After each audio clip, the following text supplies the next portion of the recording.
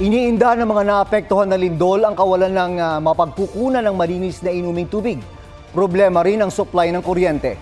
Narito ang report ni Atom Araulio. Mistulang pinunit ng lindol ang mga kalsada.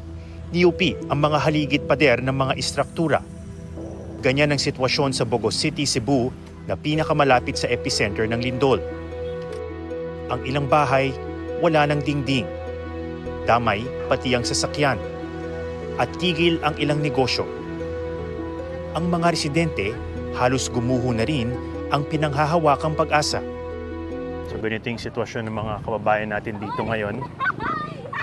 Nakalatag sila sa mga open field gaya nito. Kundi man nakatira sa mga sasakyan, kagaya niyan, meron silang mga lona o kaya mga tent. Kagaya dito. So, yan. Pakita ko pa yung iba. So yan, meron silang mga sasakyan, maglalagay na lang ng konting trapal para may higaan. Bakas pa rin ang takot ng ilan. Ramdam din ang kanilang hirap.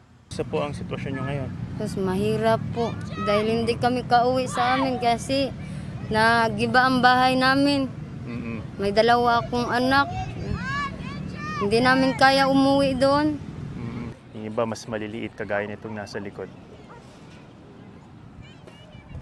So itong hirap ngayon kasi exposed sila sa elements at dahil wala pa rin masyadong tubig at pagkain, kailangan silang umasa sa iaabot ng mga nandito, ng mga dumadaan. Ang ilan, napilitan ng sumalok ng tubig sa mga nasirang tubo. Dahil wala pang tubig, kailangan maging maparaan ng mga kababayan natin. Dito merong konting, ano po ito, parang linya ng tubig? Napatid. Nag-leak. Oo. Ayuda lang din ang kanilang inaasahan sa ngayon. Nagtsatsaga sa mahabang pila at pinasasalamatan ang konting tulong na iniaabot sa kanila. Wala ring kuryente sa maraming lugar.